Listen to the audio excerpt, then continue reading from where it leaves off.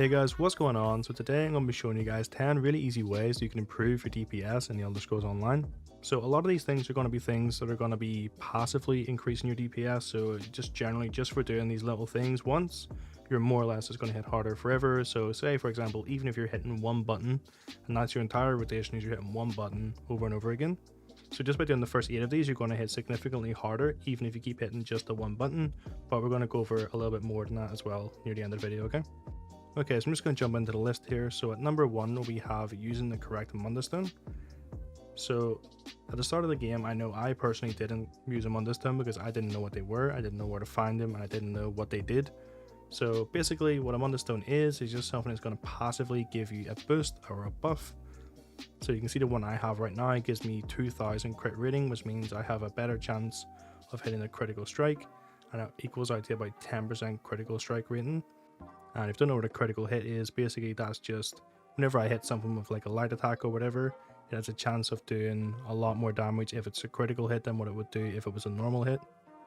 And critical hit is where a lot of your damage really comes from in this game, to be honest. Now, just for a Magic and Necromancer in my class, I would use, the Thief Mundus, which is the one that gives me the crit.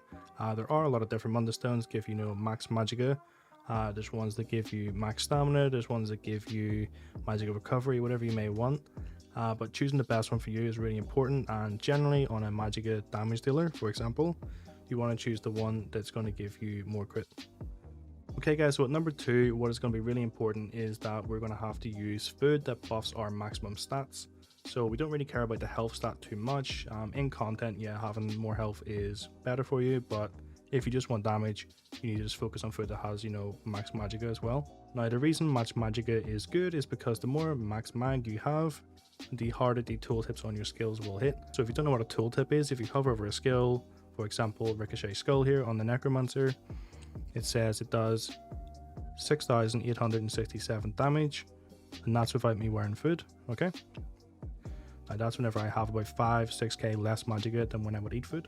So if I go into my inventory and I eat a piece of food that gives me max Magicka, and I come back to this skill again and look over it, the tooltip is going to have changed to 7,462. Now that's about 600 damage more just from eating a piece of food, and that's going to apply to every damage dealing skill there. So every single one of your skills are going to do quite a lot more damage because you have that extra Magicka now from the food. So at number 3, we have using potions. So you have to use potions if you want to hit the highest DPS you possibly can.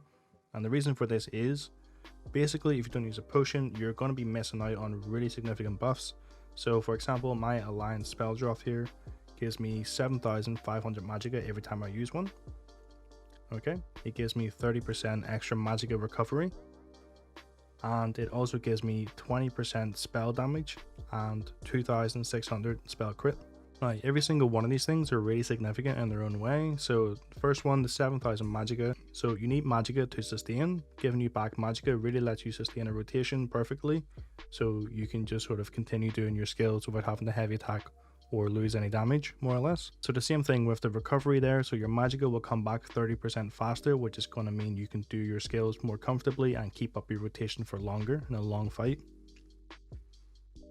And then of course, obviously just 20% spell damage and hitting, that extra critical amount is just going to be really, really beneficial to you hitting harder in general. So potions are a really core item there.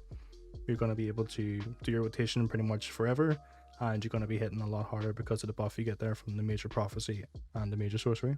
So the next tip here, guys, would be to actually slot your attribute points in the correct place. Now, if you're a Magicka damage dealer, you're going to want to slot all of your 64 attribute points into Magicka. Now, I know a lot of people at the start of the game put some in Magicka, some in stamina, some in health. Maybe you put quite a lot in health because you think you're dying a little bit. But if you want to do the most damage, basically take all of your attributes and put it all into Magicka.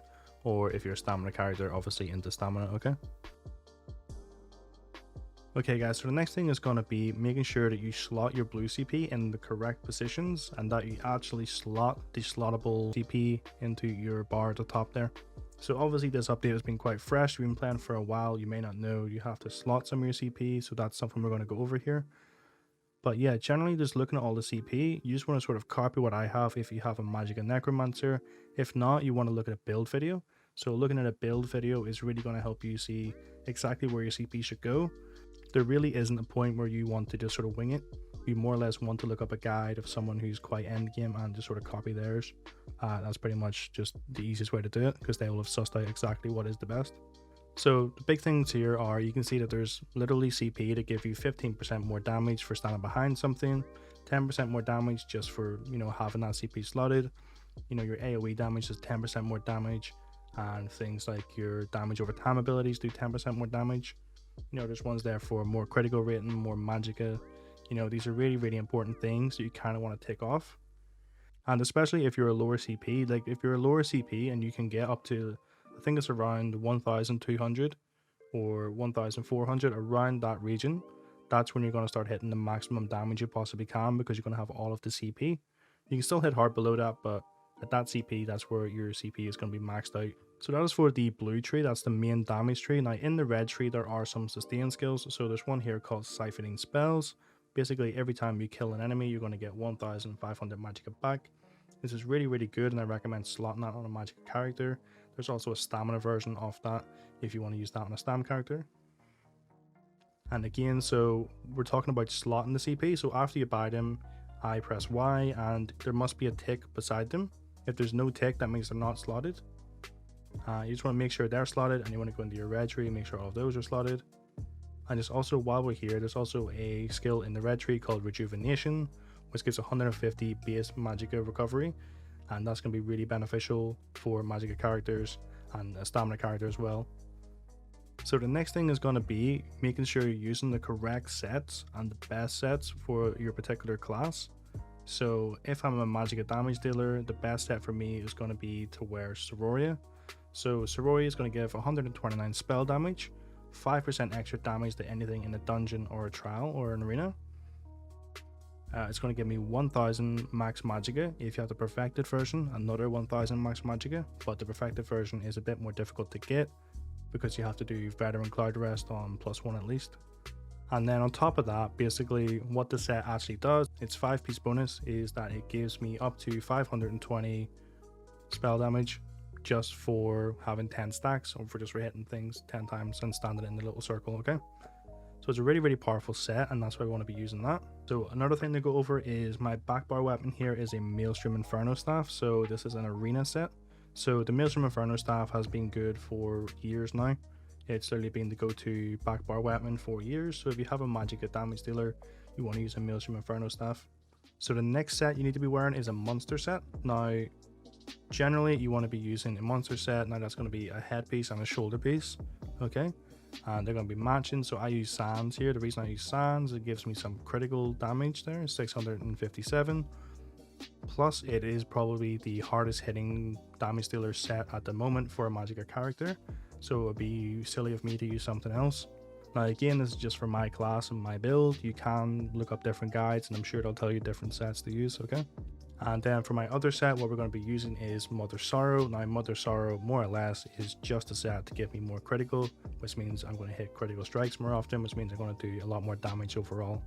So the next thing we need to talk about is going to be the traits of all of our weapons, armor and jewelry, okay? Now our jewelry here is going to be Bloodthirsty. Now the reason for that is every single piece of Bloodthirsty jewelry can give me up to 350 weapon damage and spell damage per piece of jewelry. So I have 3 pieces of jewelry, each one of them have Bloodthirsty trait on them. I can get about 1050 damage just from the boss being a lower health, which is really, really significant there, okay? Now we can see every single piece of armor I have is in the Divine's trait. Now the Divine's trait basically makes my Mundustone 9.1% more effective, so I'm going to have 9% more critical rating from my Mundustone than what I would if I didn't, and that is the best trait you can have here for your armor. And then for my Maelstrom weapon, which is on my back bar, I have an infused trait. Now this is infused because I want it to boost my enchant. I don't really want it to do anything on its own, like make me hit harder. I want it just to boost my enchant passively. And speaking about enchants, that's something we need to get into. That's our next point, is using the right enchantments on all of your pieces of gear. So for example, on my jewelry, I have 3 pieces of jewelry. Each one of them has a spell damage glyph. Each spell damage glyph makes me hit 174 spell damage harder. So that's going to make me hit significant amounts harder than if I didn't have that, if I had just like magicka recovery or maximum magicka, okay? Now you can see every single piece of my armor and my monster set is all going to be having a maximum magicka glyph on it, and that's just to boost my max magicka up, so I have harder hitting abilities, and so the tooltips and those abilities are higher than what they would be, really similar to what you've seen when I ate the food. Okay guys, so then what I have on the back bar then is just going to be a berserker enchant. Now that's just going to increase my weapon and spell damage by about 452. Now the really good thing about this and why I have this on an infused staff on my back bar is that if I actually cast my wall of elements and I switch bar, that enchant's going to keep ticking because the wall of elements was down on the back bar. So that just means as long as my wall of elements is down, I've immediately got a 452 damage boost. Okay, now that's something really significant that you might not know about, and also being a maelstrom staff like we talked about earlier, that adds damage to our light attack, so it's really significant having this combination. And then for the last enchant on the front bar, we just have a flame enchant. Now we've already got our maximum weapon damage there, maximum spell damage. We can't get another one of those, you can't stack that at all.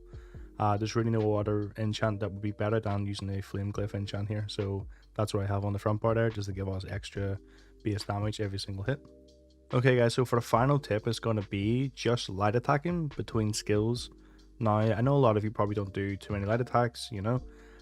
It's something you don't really think about. You sort of think, well, this ability does 7,000 damage, why would I shoot a little ball of fire? Now there's a lot of times where basically your light attack is going to do quite a significant amount of damage because of all the buffs you're going to have. So just to sort of prove this point and to give you a bit of an actual visual representation of it, what I'm going to do is I'm going to just literally spam my skull ability. I'm going to kill a dummy with it and we're going to see how much damage I hit. And then I'm going to do skull with a light attack in between every single skull, and you're going to see how much damage I do there. Okay, whenever we look back at the dummy test there, we're going to see that the one with light attacks does the more damage. So the reason for this is that you can only do a certain amount of skills in a certain amount of time, but your light attacks can actually do something called animation cancelling, and basically that just means you can speed up the whole process. You don't have to wait for an entire, for example, boneyard to go off. You can do a light attack and a boneyard, and then you can swap bars, or you do another light attack and that should cancel half the animation. Same thing with your skulls. You should do some of the animation, you shoot a skull, you can do another skull quite fast. Plus you're getting the damage from your light attack, so it's really, really beneficial in that aspect, and it's one of the really big things. It's going to increase your damage a lot. Like for example, if you're really not light attacking, your Zan's helmet, if you're using one, it really isn't going to proc all too much. If you don't light attack, your Sororia is not going to build as fast. If you don't light attack, you're just not going to proc your flame enchant quite as much. So all these little things really, really add up overall to your damage. So anyway guys, hopefully you enjoyed the video. If you did, remember to leave a like on it, maybe subscribe to my channel for some more videos like this, and I will see you next time.